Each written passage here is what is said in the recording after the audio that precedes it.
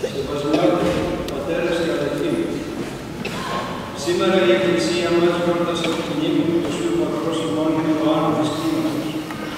Είναι και ο Άγιος αυτός ένας από τα μέλη της Εκκλησίας μας που πραγματικά έδωσε την καρδιά του στο Χριστό, αγωνίστηκε, φωτίστηκε, αγιάστηκε και φωτίζει και εμάς με τις διδαχές του. Διδαχές που δεν έχουν να κάνουν μόνο με τους μοναχούς, αλλά με όλο το πλήρωμα της Εκκλησίας, γιατί η Εκκλησία μας ουσιαστικά είναι ασκητική. Η σωτηρία είναι τέχνη και η τέχνη είναι αφαιρετική.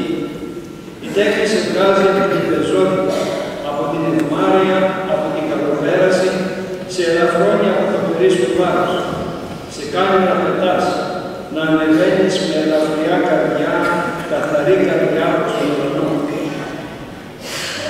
Θα σας πω λίγες σκέψεις με αφορμή ένα λόγο από το γεροντικό, ένα απόσπασμα του Οσίου Πατρός ημών Παπώ. Ή έχεις καρδία, δει να σε σωθεί. Αν έχεις καρδιά, μπορείς να σωθείς. Το γεροντικό είναι ένα βιβλίο, μια συλλογή από αποφθέγματα, λόγια σεμνά, με συστολή υπομένα και καταγεγραμμένα χωρίς πολυλογίες, όπως λέει και στις πράξεις των Αποστόλων, καθώς το πνεύμα εδίδου αυτής αποφθένεστε. Έχετε και κάποια ενδεικτικά χαρακτηριστικά από τη ζωή των Αγίων της Ερήμου. Να πούμε ένα παράδειγμα από το βίο του Αγίου Μακαρίου του Αιγυπτίου.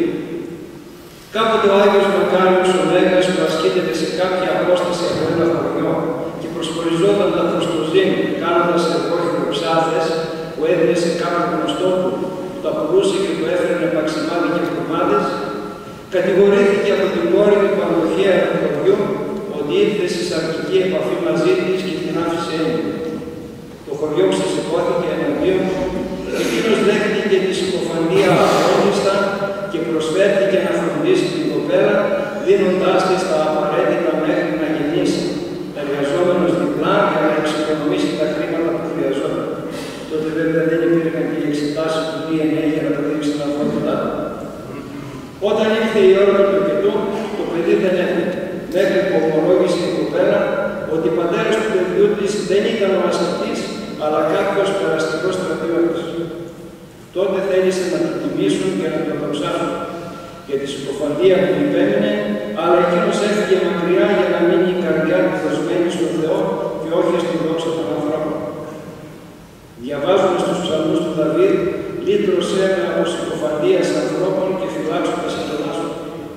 Ο Άγιος Μακάριος είχε καρδιά δοσμένη στον Θεό και μπόρεσε να αντέξει και τη συκοφαντία και σώθηκε και δοξάζεται εν ουρανό και εν γης. Κάτι άλλο που τονίζουν οι πατέρες του γεροντικού είναι η κοπή του θελήματός μας. Όχι να μην επιθυμούν. Άνθρωπος χωρίς επιθυμία είναι νεκρός. Αλλά το εγκεφαλικό θέλημα, το πείσμα να γίνει το δικό μας και που το αποτέλεσμά του είναι ολέθερο.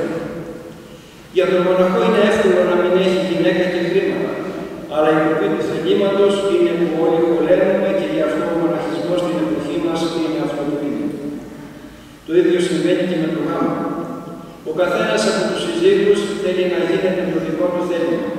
Κανένας δεν υποχωρεί και στο τέλος φτάνουμε στα διαζύγια. Όποιος υποχωρεί πρώτος κερδίζει και τον άλλο. Το θέλημα κλείνει την καρδιά. Χωρίς καρδιά δεν ανεχόμαστε τον άλλο, αλλά και δεν μπορούμε να αγαπήσουμε και να αγαπηθούμε. Πριν λίγα χρόνια ήρθε στην Ελλάδα ένας μεγάλος σύγχρονος ψυχολόγος, ο Ήρβιν Γιάλο, για κάποιες διαλέξεις. Τον ρώτησε ένας ακροατής: «Κύριε καθηγητά, ύστερα από 40 χρόνια εμπειρία στην ψυχανάλυση, τι ιδιαίτερα χαρακτηριστικά έχει ο σύγχρονος άνθρωπος σε σχέση με τις προηγούμενες εποχές?»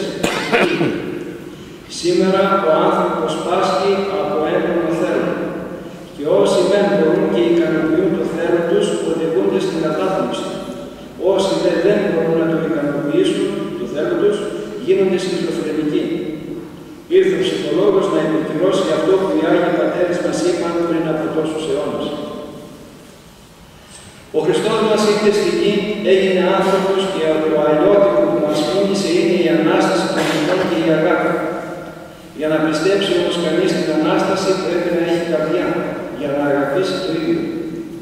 Είμαστε χριστιανοί, βαπτισμένοι, μέλη του σώματος του Χριστού, ακολουθούμε τις εντολές του Χριστού, τηρούμε τους ιερούς κανόνες της Εκκλησίας μας, αλλά λίγοι έχουμε καρδιά.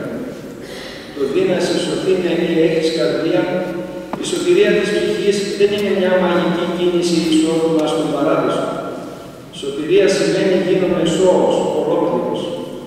Η ολοκλήρωση του ανθρώπου γίνεται μόνο με το ξεπέρασμα του εγώ, της κληρονομιάς μας από τον προπάτο Αδάμ, δια της αγάπης μόνο.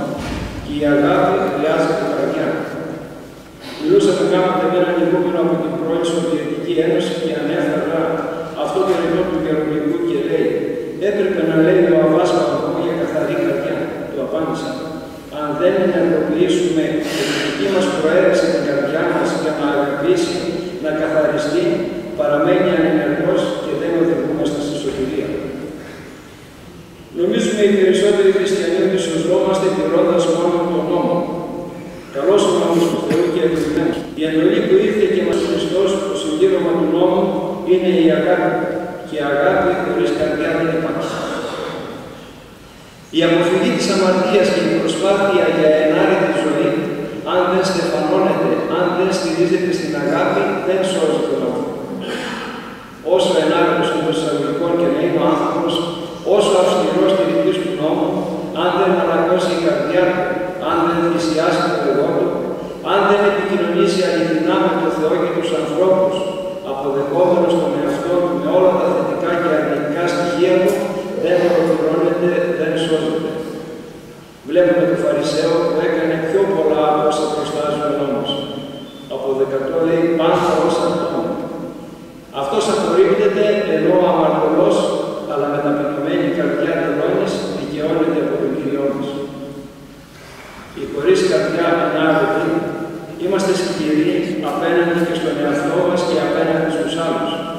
Απαιτούμε πολλά, γινόμαστε εγκεφαλικοί, λογαριάζουμε με νομικήστικο τρόπο τη ζωή και αυτή μας αφήνει κενά που σίγουρα δεν μας βοηθούν στην ολοκλήρωση, στη σωτηρία. Ο έχουν καρδία δύναται σωτηρία. Πόσους εναρέτους αυτού του είδους χριστιανούς βλέπουμε να έχουν χαρά, να χαμογελούν, να είναι ευχάριστοι στις σχέσεις τους, να μπορούν να συγχωρούν, να χωρούν μαζί, αυτό σημαίνει συγχωρώ. Είναι αυστηροί κριτές του εαυτού τους και του πλησίων και πολλές φορές και του Θεού που από αγάπη δεν τιμωρεί τους παραβάτες του νόμου. Άνθρωποι κλεισμένοι, φοβισμένοι, κακομοιριασμένοι πολλές φορές, χωρίς χαρά και αγάπη, γιατί μόνο η αγάπη έξω βάλει τον φόβο και δίνει χαρά. Φοβούνται να μην μολυνθεί η πίστη και κατηγορούν επισκόπους, θεολόγους, πνευματικούς, οι οποίοι προσπαθούν να επικοινωνήσουν με τους εκτός της Εκκλησίας μας ανθρώπους, είτε σχισματικούς, είτε αιρετικούς, είτε μη χριστιανούς, λες και την αλήθεια την έχει μόνο η στενή αντίληψη του θρησκευτικού μας κλάδου. Σε θέματα προσαρμογής της πνευματικής στις ανάγκες που προκύπτουν κατά καιρούς, όπως η δυσκολία της κατανόησης της λειτουργικής μας γλώσσας και η προσπάθεια μετάφρασης κάποιων κειμένων, βρίσκουν αυτούς τους χριστιανούς εξοργισμένους από τον φόβο μήπως αλλοιωθεί η πίστη μας, τα δόγματα της Εκκλησίας μας που ούτως ή άλλως λίγοι τα κατανοούμε και συνασπισμένους κατά των νεωτεριστών παραμένοντας στην παράδοση συντήρηση και μιλούν για παράδοση συγχέοντας τις έννοιες. Παράδοση που σημαίνει παίρνω κάτι, το ζω και το παραδίδω στους επομένους και συντήρηση που είναι η κονσέρβα. Και έχουν οι άνθρωποι αυτή την αίσθηση ότι είναι σούπερ ορθόδοξοι. Ο γέροντας Σοφρόνιος του Έσεξ, τη μεγάλη εκείνη καρδιά έλεγε: κανένας μας δεν είναι ορθόδοξος. Όλοι έχουμε τις πλάνες μας τις προσωπικές. Ορθόδοξη είναι μόνο η Εκκλησία μας και σωζόμαστε ως μέλη της. Φοβούνται αυτοί οι άνθρωποι τον σκανδαλισμό. Ένα παράδειγμα. Πριν λίγα χρόνια κυκλοφόρησε ένα βιβλίο με βίους εναρέτων χριστιανών. Έχει εκεί τον βίο ενός εκλαβούς ιερέως που έκανε θαύματα. Τον βίο αυτό τον Παπαβασίλη τον μετέφρασε από το Καραμαλίδικα ένας γνωστός μας ηλικιωμένος ιερέας. Λυπήθηκε ο καημένος ο παπάς όταν είδε στην έκδοση του βίου του Παπαβασίλη να λείπει ένα θαύμα που έκανε. Καθόταν κάποτε, λέει, με άλλους χριστιανούς του καφενείου του χωριού και του λένε οι χωριανοί: «Να είχαμε παπάλι με καπνό», λέει ο Παπαβασίλης, «θα πάω στην Κεσάρια να σας φέρω». Σηκώθηκε και σε λίγη ώρα επέστρεψε φέρνοντας καπνό. Σκέφτηκαν οι άλλοι: «Θα είχε στο σπίτι του καπνό και μας λέει ότι πήγε στην Κεσάρια, 2-3 ώρες δρόμος». Την άλλη μέρα το πρωί έρχονται στο χωριό κάποιοι διαβάτες και ρωτάνε αν στο χωριό αυτό υπάρχει ένας Παπαβασίλης.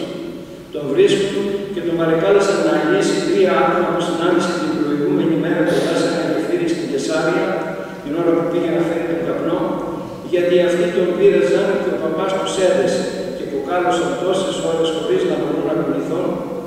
Και έτσι πιστοποιήθηκε η μετάβαση του παπά στην Κεσάρια τη συγκεκριμένη ώρα. Λύσιμο πνευματικό, όπως διαβάζουμε στους συναξαριστές, που βάλωναν τα χέρια των μνημείων και τους Έλληναν μάρτυρες. Κόλλησαν οι εκδότες του καπνού να μην σκανδαλίσει το παράδειγμα και άφησαν ένα τέτοιο θαύμα που ο Θεός έκανε ξεπερνώντας τόπο και χρόνο για την καλή διάθεση του ποιημένους να ικανοποιήσει και αυτή την απλή ανάγκη των εμπλουτών του φέρνοντας τους καπνό. Είμαστε αυστηροί, τηρητές της ηθικής, αλλά χωρίς καρδιά. Κάποτε ήμασταν με κάποιους προσφυγητές στο Γεροπαρίσι και τον ρώτησε ένας από αυτούς: «Γέροντα, είναι αμαρτία το κάπνισμα?» Και απήντησε με καλοσύνη του Γεροντάκη: «Βρε παιδί, είναι αρετή. Ούτε να τον ελέγξει, ούτε να τον μαγώσει, απλά και ωραία με καλή καρδιά του έδωσε το μήνυμα». Πριν λίγες εβδομάδες άκουσα κάτι πολύ παρήγορο για την εποχή μας. Υπάρχουν ευτυχώς ποιμένες και στις μέρες μας που θυσιάζουν τον πρεστίζ και τη φήμη του στα μάτια των ευσεβών εντός εισαγωγικών τηρητών του νόμου για τη σωτηρία του ποιμνίου, ποιμένες με καρδιά που αγαπούν και ξεπερνούν τον καθολικισμό. Ένας επίσκοπος σε μια ιερατική σύνταξη μιλώντας τους εξομολόγους της περιφέρειάς του τους είπε τα εξής: «Πατέρες, σε όσους περνούν του κατόφλου του εξομολογητηρίου, να μην στερείτε τη Θεία Κοινωνία. Να ξεπεράσουμε τη συνταγωγία της θρησκευτικής ζωής. Εκείνο που χρειάζεται είναι να αγαπάμε αλλήλους, να έχουμε σχέσεις αληθινές μεταξύ μας, σχέση αληθινή με τον Θεό». Πολλές φορές λέμε στα μωρά που είναι αξιοράτευτα: «Θα σε φάω». Τι σημαίνει αυτό? Είναι μια έκφραση κατεξοχήν αγαπητική, ερωτική. Και ο Θεός, με τη Θεία Ευχαριστία που μας δίνεται να τον φάμε, του γυρνάμε την πλάτη γιατί δεν αγαπάμε, γιατί η καρδιά μας δεν είναι ανοιχτή να δεχτούμε τον μανικό αεραστή των ψυχών μας. Έχουμε βέβαια ελαφρυντικά οι χριστιανοί, γιατί έτσι τους διδάσκουμε.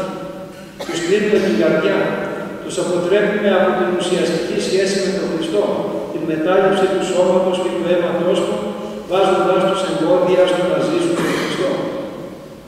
Πιστεύω πως επηρεασμένοι από τους δυτικούς, θέλοντας να δώσουν μεγαλύτερη αξία στους κληρικούς τους, έπαψαν να μεταδίδουν σώμα και αίμα παρά μόνο την όστια και που θεωρώντας απαραίτητη προϋπόθεση την ευλογία του ιερέα πριν τη Θεία Μετάληψη για τις δίθεν εξομολογήσεως, για τον έλεγχο των πιστών. Φτάσαμε κι εμείς οι Ορθόδοξοι να αρνούμαστε την παράδοσή μας, όπως και σε πολλά άλλα, αλλά κυρίως τη συμμετοχή μας στο ποτήριο της ζωής, γιατί μας βολεύει στην πιστοποίηση που καταντήσαμε την πίστη μας. Εξομολογούμαστε αυτά για το οποίο μετανοούμε και μετάνοια δεν είναι η μεταμέλεια για τα σφάλματά μας. Πάλι στο Γερμανικό λέει ο Άγιος Αντώνιος: «Μη μεταμελήσει για πράγμα που πέρασε πια». Και ο χαρισματικός Παπαπορφύριος έλεγε: «Μην ασχολείστε με τις αμαρτίες σας, αλλά να είστε στραμμένοι στην αγάπη του Χριστού». Λόγια που είπε άλλωστε ο Απόστολος των Εθνών: «Τον όπισθεν επιλαμβανόμενοι, της δε έδωσθεν επεκτηνόμενοι». Δεν πάμε να εξομολογηθούμε γιατί ήρθε η μεγάλη γιορτή που συνηθίζουμε να κοινωνούμε. Καμιά σχέση το μυστήριο της μετανοίας με τη Θεία Μετάληψη. Ο χριστιανός που έχει καρδιά είναι πάντα σε εγρήγορση, σε νύψη. Το πρώτο που παρακαλεί ο ιερεύς μετά τον καθαγιασμό των τιμίων δώρων είναι η νύψη ψυχής. Νύψης είναι η εγρήγορση, μετά συνεχίζει η άφηση αμαρτιών, της Πνεύματος Αγίου κοινωνία κτλ. Η νύψη μας κρατάει την καρδιά ανοιχτή στον Χριστό και ζητούμε συγγνώμη γιατί με τις αμαρτίες μας τον λυπούμε, όχι γιατί χαλάει η άλλη τάξη. Καλά η σχέση μας με τον Χριστό, χωρίς εκείνος βέβαια να πάει να μας Θα εξομολογηθούμε κάποια πράγματα κάπως βαριά. Δεν χρειάζονται ούτε λεπτομέρειες ούτε ψυχαναλύσεις. Στο Θεό εξομολογούμαστε δια του ιερέως. Όλοι οι χριστιανοί που βρίσκονται στη Θεία Λειτουργία πρέπει να κοινωνούν. Όσοι έχουν κανόνα επιτήμιο ακοινωνισίας, ας κάνονται στον άρθρικα προσκλέοντας όπως τα παλιά τα χρόνια. Όπως τα πρώτα αποστολικά χρόνια η Θεία Ευχαριστία εκτελείται μετά τα γεύματα της αγάπης και όλοι κοινωνούσαν, έτσι πρέπει και τώρα. Αν δεν κοινωνούμε στη Θεία Λειτουργία, γιατί παρευρισκόμαστε στην Εκκλησία? Η εξάρτηση από τη γνώμη των πνευματικών πολλές φορές είναι ανάγκη μας, γιατί η καρδιά μας είναι κλειστή στην αγάπη του Χριστού και θέλουμε να πάρει κάποιος άλλος την ευθύνη μας, άρρωστες καταστάσεις. Όλα αυτά βέβαια ίσως φαίνονται εξτρεμιστικά, αλλά έχω παραδεία. Να κλείσω την ομιλία αυτή και με κάτι πιο απλό, πιο προσγειωμένο παράδειγμα. Είμαστε με τον δεσπότη μας και λίγους κληρικούς ιερομονάχους του Επισκοπείου της Ταραποθράκης πριν 2 χρόνια. Μαζί μας ήταν και ένας ιερεύς ευθυμένος στην Μητροπόλεως μας με τον πρεσβυτέρα. Μια στιγμή πήγε ο δεσπότης στο τηλέφωνο και με ρωτάει ο Παπάζητος. «Πάτερ Μακάριε, πώς μπορούμε να σωθούμε?» Και του απάντησα. «Παπά μου, αν συνεχίσεις να κρατάς μέχρι τέλος το χέρι της παπαδιάς σου με την ίδια πληθερότητα, όπως χθες που βγήκαμε περίπατο, να είσαι σίγουρος ότι ο Θεός σε σώζει».